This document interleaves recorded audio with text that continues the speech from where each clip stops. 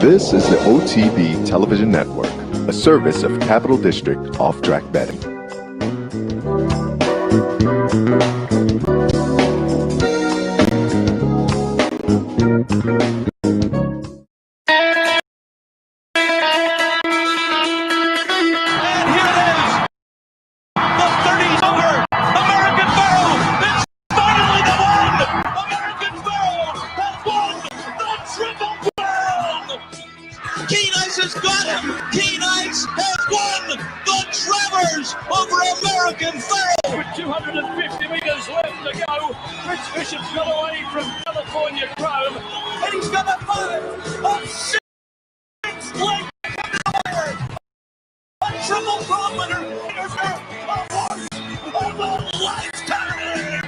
Broadcasting live from the Capital OTB studios, this is Racing with Seth Merrow.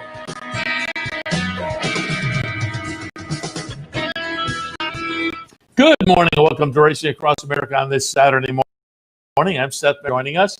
I said at the end of Handicappers Report, we caught up with Brad Cox yesterday. Why don't we get right into it, because with the early post time at Aqueduct today, I expect the pregame show to start early too. And we talked for a while with Brad, so I think we'll have the Brad interview, and pretty much I'll lead right into. I'll come back on that, but we'll lead into the NYRA pregame show. So we'll jump right into it. Big weekend for Brad Cox.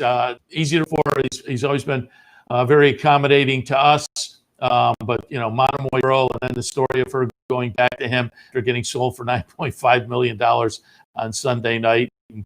Winds with probably the eventual 2-year-old champion with essential quality. So horses with some hardware, Eclipse Award night, and may wind up with his own piece of Eclipse hardware this year as well. So up next, conversation reflecting back on his big Breeders' Cup weekend is Brad's.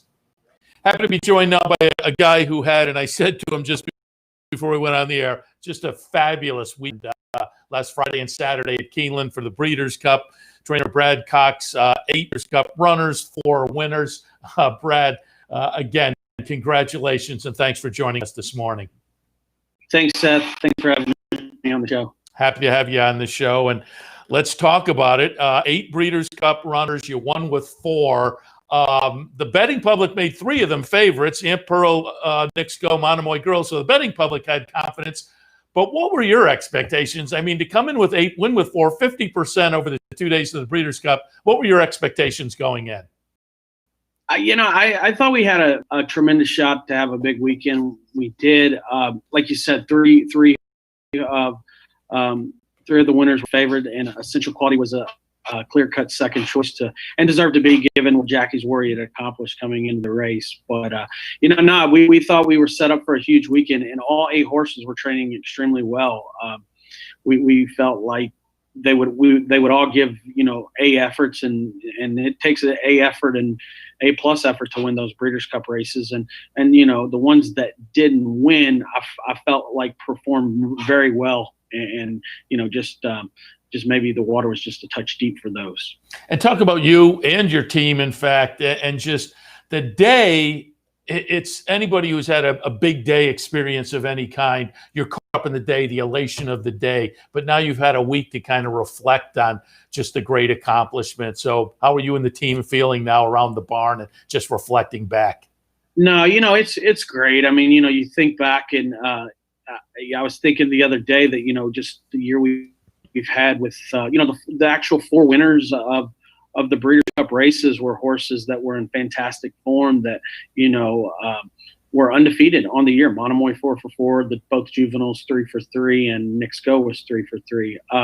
So, just very proud of our staff, our team that we have in place, and, thankful for the owners to give us an opportunity with quality stock.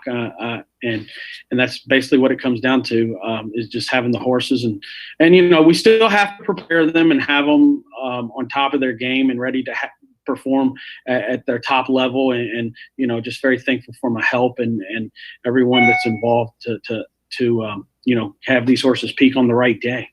And that's a perfect segue into Monomoy Girl. Let's kind of work back from her. The big win of the weekend, of course, with Monomoy Girl on her way now to a championship again this year. We're going to look at the stretch run here. She's going to be the number 10 horse. And about the 8th pole, it looks like it's going to be a little bit of a dogfight, but then she opens up 4 for 4 this year. Talk about the decision to train up to this race after the win September 4th in the La Troyenne at Churchill. You know, a couple of months off, and as I understand, you guys considered the Spinster, but what was the thought process to instead train up to the race? You know, the Spinster would have been the logical spot if you felt like you needed a race, given it was there, mile and eighth over the Keeneland Strip. Once we received the figure back from the La Troyenne, I spoke with Saul Kuman and Mike Dubb, and we kind of wrapped our heads around the idea of she's running huge figures, lifetime figures, that she's getting 8 weeks, 9 weeks between starts, and our goal was to get to the Breeders' Cup, and I just had a strong feeling that with a race between the La Troyenne and the Breeders' Cup would really only be a negative. I mean, it would be great to win the Spencer. I mean, it's a race that we've taken 4 or 5 shots at and have yet to win. We took a strong shot at it this year with She Dares a Devil. I'm still unfortunate, or just didn't get the job done. But it just made sense for her. She's a filly that really seems like she thrives off of a steady work pattern. And she seems to throw that big race if you can, go into a race off of a series of, say, 5-6 works. And, each week they get a little stiffer as you're getting closer to the race. And maybe the week before, not quite as much as maybe you're doing 2 and 3 weeks out with her. She just seems, I think it's definitely the way she likes it. And that's what it shows on the numbers. And, she's told us that, and we listened to her. You've referenced the figs a couple of times. What kind of figures are you guys looking at? I'm sorry. You referenced the figures a couple of times, and I'm just curious, what kind of figures do you guys use? In regards to what I've paid attention to her, was the rack.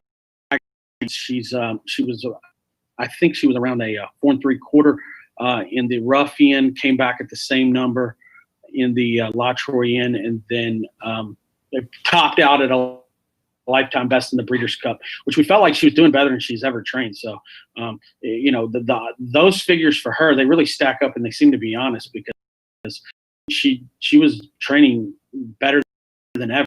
I think a lot of people were standing on the back Breeders' Cup week that was watching Gallop, noticed that, like, man, she's really on it, and she's wanting to do more. I think the cool mornings helped her. She was just really on top of her game, and I think she peaked at a 3 3/4 on Saturday. Very good. And let's just talk about kind of the spectacular career and the comeback after won the Breeders' Cup Distaff November 2018, and then returned to the track May of this year. So a long time off. I believe we were talking earlier this year, she was just about to come to your barn, or had come to your barn down at the fairgrounds. That was back in February. The first race in May, in February, and the schedule you had for her to get her back to the races, and how that all played out this year. And I'm curious if the COVID situation played into it. It did a little bit. As far as getting her back, she spent in the fall she was at WinStar. Then we got her down to Paul Sharp's. He was training her. I did a fantastic. She came in good shape, looked phenomenal. We really took our time with her. Got her back on the work tab. I'm not exactly sure now when she recorded her first published work. But, once COVID kind of hit, say, mid-March, we were fortunate enough to get the Louisiana Derby in there the end of May, or the 23rd of March, I should say, not May. Yeah. And once we got all that out of the way, or finished up the meet, we decided to ship to Keeneland, and it was really kind of tough. She was one of the ones, I'm going to use the word fortunate, to get her out of the fairgrounds because they went on a limited training schedule. she was out of the fairgrounds into Keeneland before Keeneland had shut their backside down. So we got lucky as far as that goes, and she was able to do the bulk of a lot of the speed work and longer distant workouts there at Keeneland, which she loves Keeneland. And she prepared there leading up to her start. I guess it was the middle of May. And I think really based off how she was training, she was probably ready to go the end of April, but she's not a horse that they write races for every weekend, and it worked out really well. The Churchill had a really nice condition allowance the opening day. They started back up here mid-May, and we brought her over, I believe, days prior to the race, as soon as the backside opened, actually. And we let her settle in here, gallop a couple days, and then she good account of herself off a very long layoff. Yeah, and I'm looking at the DRF PPs, and the buyer number for her was a little light on that, but it was a comeback off a long layoff. So how happy were you then? The follow-up in the Ruffian up at Belmont, the buyer jumps up to 104, and I think you had to feel that coming out of the Ruffian, she was the old Monomoy Girl. You're exactly right. Yeah, I mean, there was a little bit of a question mark with the figure off the layoff, and that was an odd track. I remember it was the fourth race on the card that day, I believe, and it was a drying out racetrack. Later in the day, it was listed as fast. I'm not certain what it was listed when she ran, but I know it was sealed. So it was a little bit of a funny racetrack that day, but she run on anything, this filly, I do believe. And then, like you said, I think the Ruffian showed she was back. She was training extremely well. We shipped her up like 10 days prior to that. We did work her once at Belmont just because of the flight schedule. We had to go up a little earlier than we would have liked. But she had a really good breeze on another track that was a little bit of a drying out track. And Javier Castellano breezed her that day. And he had great things to say, and we felt pretty confident that, she was going to run a big race. Ruffian, and she showed up and she did. I think she received nearly a top figure in that race, and obviously a lifetime best as far as buyers go. And the story continued Sunday night, where she went over and went through the sales ring. $9.5 million. Spendthrift buys her and subsequently announces they're coming back next year, and then she's going right back to the Brad Cox barn. Was that a big surprise, or did you have an inkling that might happen depending on who got her out of the sales ring?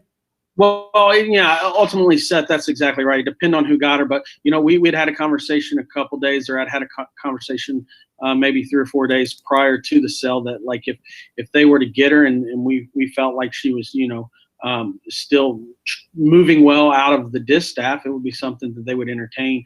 And she looked great to me Sunday morning. I actually loaded her up and then went over and received her at Phasic, and she looked amazing. So we've got her back here at Churchill, and she really came out of the race fine. As far as our destination first race of 2021, we'll talk it over with Spendthrift a little bit later on and kind of come up with a plan. But I think their plan is to race all year, which would be phenomenal. I know a couple people had talked about putting her back in training, maybe just running a couple times and then breeding her. But from all indication that I get from the Spendthrift team is, they would love to try to get her back to the Breeders' Cup at Del Mar next summer. So next November. Is she back with you at Churchill right now?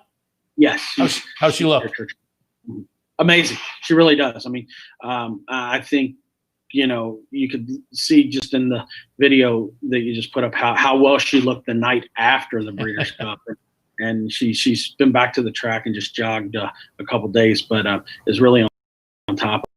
Weight looks amazing. It's like a new penny, and she's just really doing well. Were you in the Pavilion when they sold her? Because I know up here at Saratoga, you get the big sales, during the 2 nights here, and the whole place kind of, when those go, the whole place is geared in. What was it like there if you were in the Pavilion? Yeah, it was amazing. I actually was able to go up top and where some of the media and the videoing. You can actually bid up there as well, but I went up top and on the second floor. And I wanted to film it. My son Blake, he let her in and showed her for the sale and in the ring. So that was a very special moment for our family. Something that's obviously a memory that'll last a lifetime for sure. Like she's given so many. She's many memories that last a lifetime. She's just so special and just very proud of her for her. Well, just before we move on from Monomoy Girl, I will just whisper to you, we have a race up here, the personal incident, so keep her in mind. We'd love to see her up here. There you go. We'll see what happens over the next. Very good. All right, let's move on to Nick's Go on Saturday as well. And I'm just wondering, as the 2 days played out, it did seem that the track was at least favoring speed. And so, again, confident made Nick's Go the 9-5 favorite. We're going to watch the replay here. Nick's Go is the number 5 horse of the Breeders' Cup Dirt Mile. But again, given the way the track had played over the couple of days, how confident were you coming into this race? Well, he's a very nice horse, and he received some bit figures that showed that on the right day he was the fastest horse in the race, and that held up again.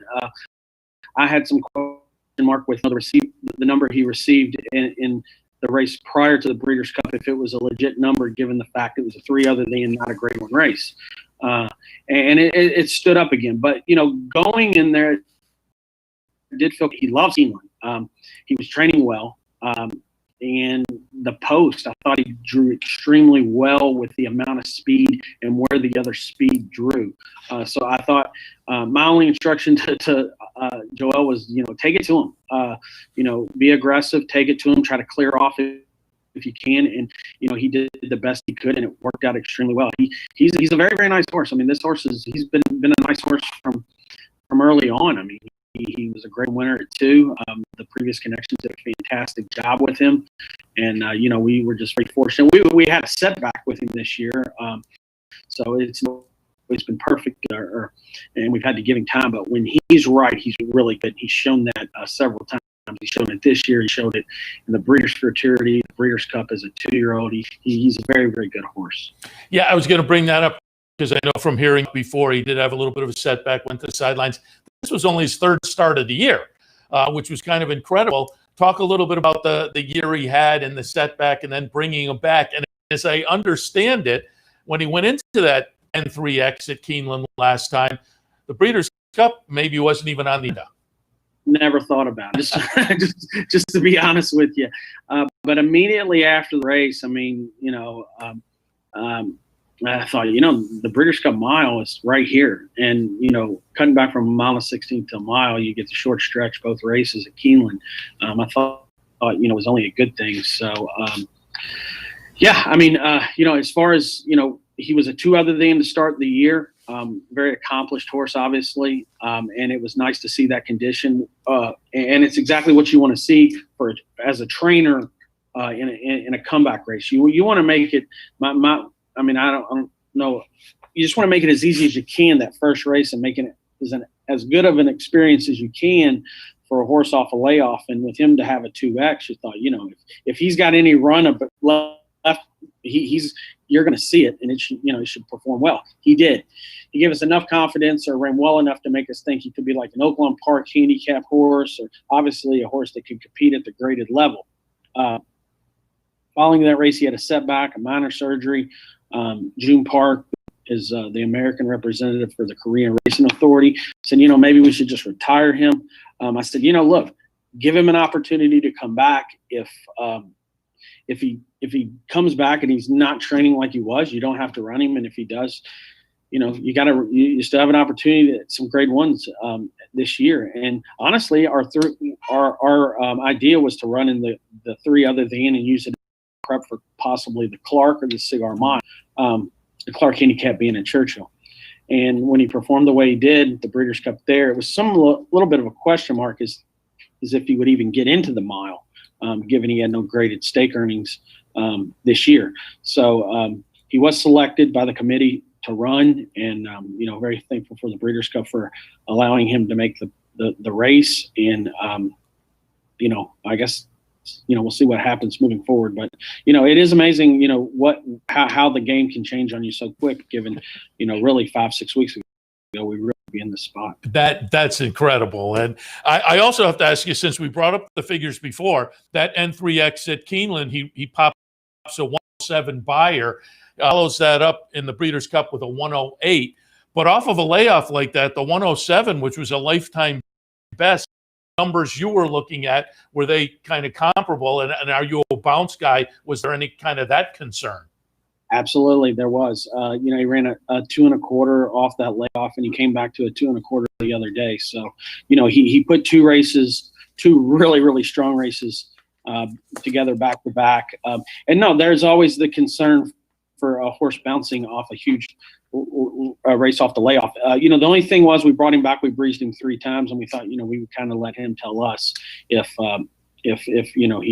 he was ready to run. And like I said, with our weekly check with June Park, the Korean Racing Authority, just told him, look, he's training great. He's doing well, and lead him over there and see what happens. And once I saw the draw and where the other speed were laying, I thought, we got a good shot to make the lead here and maybe carry him the whole way.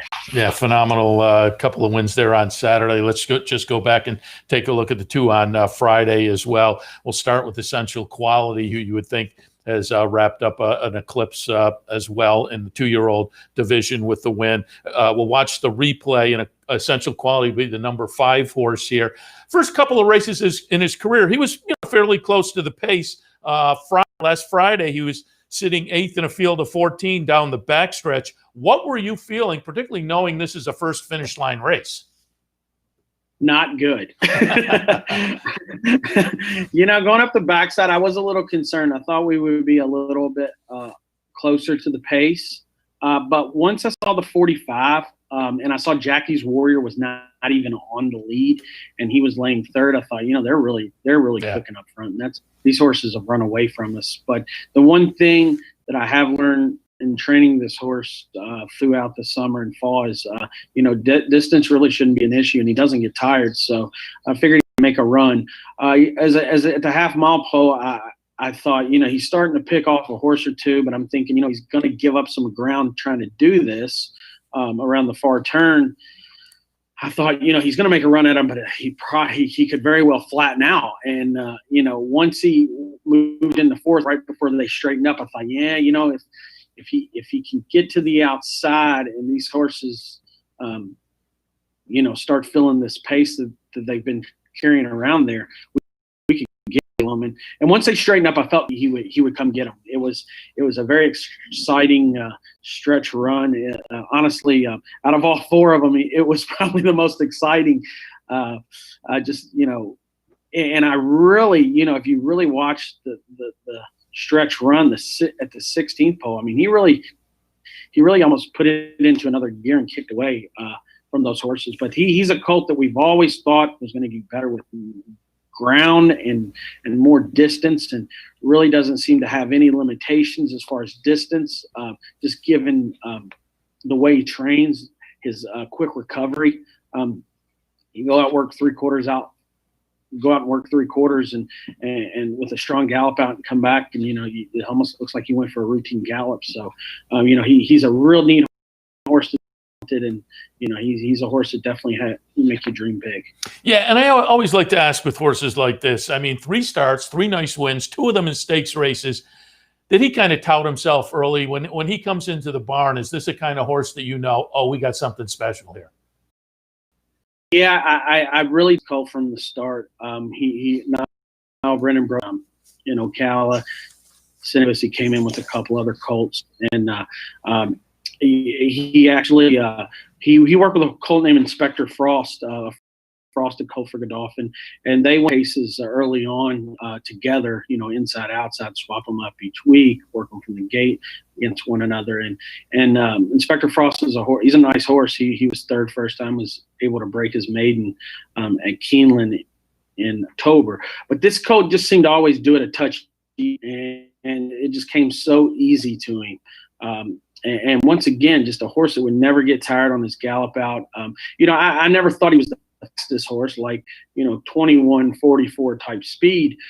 He was able to get into a very, very high cruising speed for a while. So he's another thing too. We started with blinkers. We took them off to tinker with him a little bit, but he's a colt that when we did put a small set of blinkers on him and working from the gate, showed a lot of natural speed.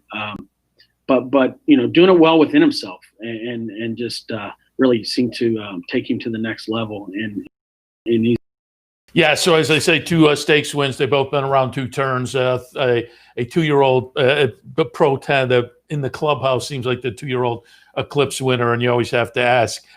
First of all, where does he go this winter? Because you're going to have horses. I assume Lawn will go there. And has there been any conversation about potentially how you move along the? Yeah, I think undergrounds as far as where he'll be stabled.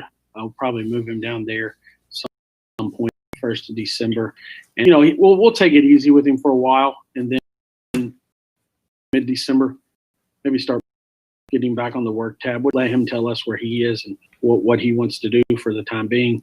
But he's very talented. I'm not certain where we'll land as far as the race goes. We'll talk with Jimmy Bell and we'll come up with a plan that I would think probably 2 races maybe before the first Saturday in May. I know the Derby's May 1st this year, so I'm thinking maybe something February somewhere, and maybe another start late March, early April, and that's just what I'm thinking right now. Sure.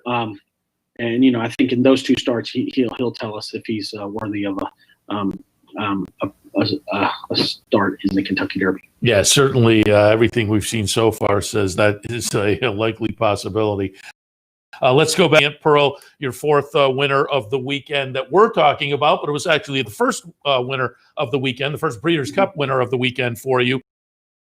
And as we talked about essential quality on the backs and maybe you having some trepidation of how it would work out, we will watch the stretch run of Aunt Pearl. Her style, get out in front and do it, and take us through this one, because when you looked up and you see fractions, the 22 to start's kind of legitimate, but then 47, 112, 123, given her style and her class, this is a race where you had to have a good level of confidence around the course. Yeah, for sure. There's no doubt about it. She's really good. She's a really good filly, and as you can see there, I mean, she did it the right way. I mean, she's very good, and she has a lot of speed. I mean, she has a European pedigree, but she's fast. She's very, very fast. She always has been. She's another one that jumped from the start, displayed a lot of speed. We only worked her once from the gate. She caught on extremely quick. Everything about her, she's just quick. I mean, just you pop her out of the gate. You can't take her back. She breaks 2 lengths in front of everybody else, and it's just you can't take away what comes easy to a horse. If you do, I just don't think you're just not doing right by the horse. She's just a very gifted horse with a lot of speed that if you let her do her thing, she's just going to compete. She was able to do that this year. We're going to give her a break, just given the fact there's just not a lot out there for 3-year-old fillies, and we'll get her ready for a spring campaign. We actually are shipping her down to Ocala today for a freshening.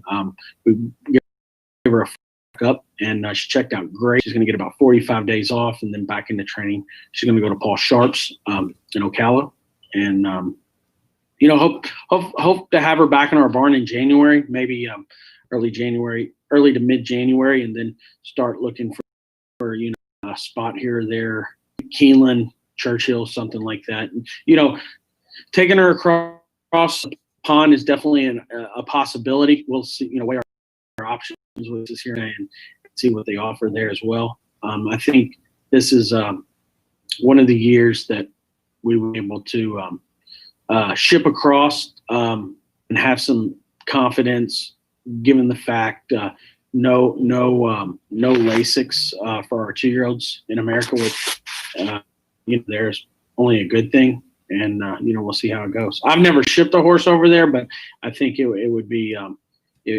very exciting, and we definitely have some confidence taking a filly like her over there. You realize if you go over, you got to get that top hat and tails. It's a whole, fashion thing. And you've kind of alluded to it already, but hearing you talk, it sounds like she was purchased Tattersalls in 2019 October yearling sale. It seems like the ownership group had a number of European owners that they've kind of dispersed to at least 2 or 3 trainers, you being one of them with Aunt Pearl. Talk a little bit about how you wound up with Aunt Pearl. Well, Liz Crow and Brad Wasboard bought a group of Euros at Tattersalls last fall, and Paul Sharp broke them, and I went down and looked at several of them in March, and they divvied them up and decided who goes where, and we got a handful of them, and a couple of them get to make the races. A couple of them had to back off. But Aunt Pearl, obviously, once she jumped from the get-go. I mean, she was one that kind of, stamped herself as a very talented filly from the start. So, very fortunate to be involved with those guys, and they are,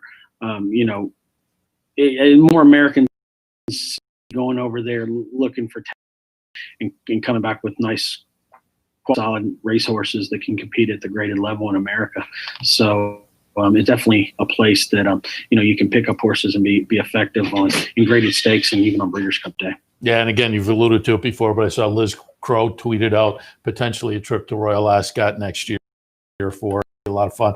Brad, before we let you go, just a couple other quick questions. I saw some pictures after the races with the blanket draped across your shoulders. I'm just curious, as a trainer, do you walk away with some kind of souvenirs like that to or put on the mantelpiece? And I'm assuming, but I don't know. Do you get a trainer's trophy after a Breeders' Cup race? Yes, you do. They give you a nice trophy with a horse. It's kind of somewhat, looks somewhat like a Eclipse Award, but not quite. Not that I know what an Eclipse Award looks like. But well, this year maybe a little smaller version. But no, it's nice, and some of the races you get a Longines watch. So it's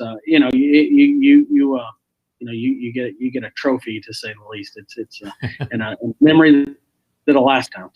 Yeah, absolutely. And finally, we did it a little bit earlier when I asked one of the first, but I always like to a trainer like you who has horses at different tracks and whatnot, and you play at the highest level of the game.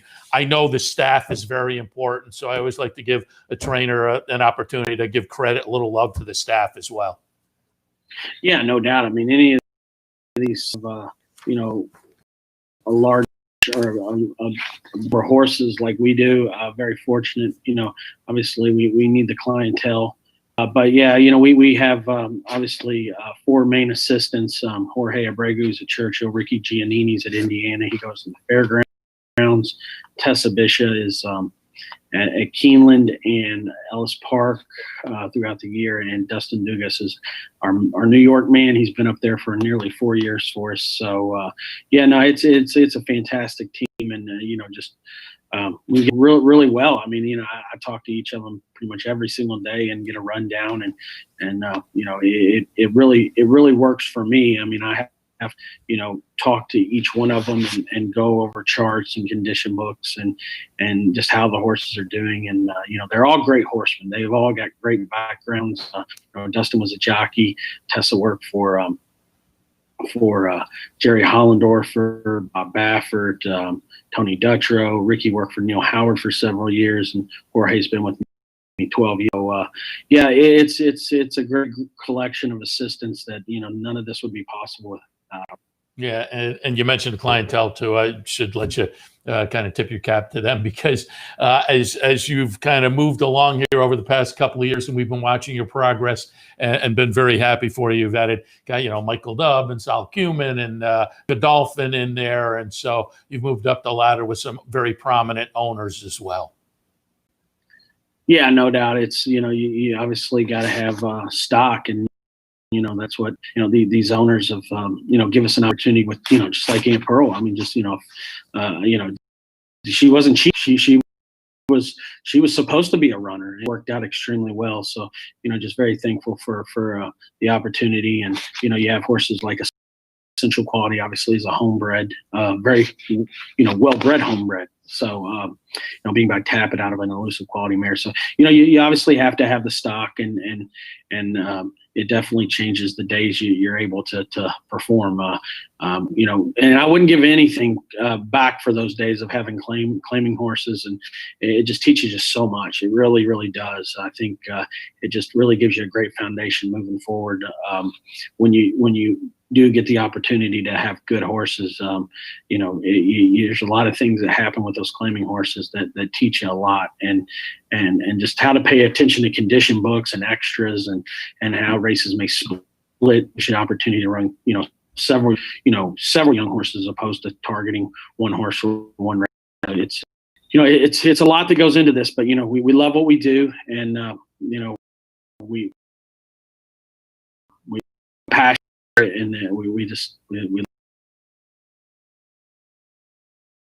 that last weekend, and I wanted to have the chance to say congratulations, because it's been fun. We've been past couple of years. You've been very generous with your time with us, either by phone or when we're live on the backstretch up at Saratoga. And so we've been rooting for you right along, and wanted to just take the opportunity to say congratulations on just a fabulous Breeders' Cup weekend last week. Thanks, Seth, and I always appreciate you having me on, and I really like doing the Capital OTB show. So, hopefully we'll get to meet or chat soon. Saratoga, we've been knocking wood since the end of Saratoga. That next year at Saratoga, we're all back. Exactly. Hopefully that's the plan. So I know we'll get through all this, and hopefully we can chat again soon. Great, Brad. Thanks a lot, and congratulations, Brad Cox, after a big weekend at the Breeders' Cup last weekend. Thank you. Back. Again, thanks to Brad Cox for taking the time to go over what was, again, an incredible weekend for him. And we appreciate, again, got to be a busy guy taking all the time. It was fun to talk to Brad. But as I said at the top of the show, with the early post time today at Aqueduct 1150, they're actually already underway for the pregame show. So we wanted to wrap up early, get Brad, and move on to Andy Serling. The Big A, Anthony Stabile, are already giving some commentary on today's Aqueduct card. Do remember, come down today, pick and putt promotion here at the Clubhouse Racebook in honor of the Masters. Watch the golf, enjoy all the racing action, and maybe get your chance to putt for a prize. You can put your name in a hat if you come down today, and folks will get selected throughout the afternoon. Swing by tomorrow for some NFL football and racing action as well. All of that at the Clubhouse Racebook, 711 Central Avenue in Albany. With Aqueduct kicking off at 11:50, I'll be back in less than an hour with OTB Live for a Saturday afternoon. So we'll see you then. We'll throw it now to the NYRA pregame show. See you in about an hour or so.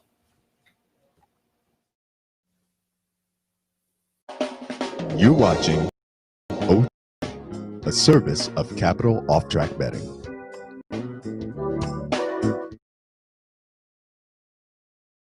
Race. I thought Three Jokers was probably the horse to beat. This was his race 2 races back off the turf at Saratoga, and he ran against Gamby Dancing last time out. I thought he worked out a very good trip in this race, because the race kind of got hot a little in the middle of it, and he was running when the race was somewhat over. But regardless, he's run the faster races, and I just thought he was very logical in here. Anthony. Yeah, very logical. I just wanted to take a shot with the hot barn. That was it. But they're the 2 horses I want to concentrate on in here. I'm surprised. So you don't see? I like Leap to Glory in this race. Why don't you like Leap to Glory, who exits a race that had a ton of speed on paper? Comes off a turf race before that. He's not a turf horse. This horse is the speed. Isn't Manny just supposed to send this horse? What about our Destiny? You don't think our Destiny is as fast as him early? Is he still in the race? Yeah. I didn't expect him to be in. Me here. either, but he is. Yeah, our Destiny.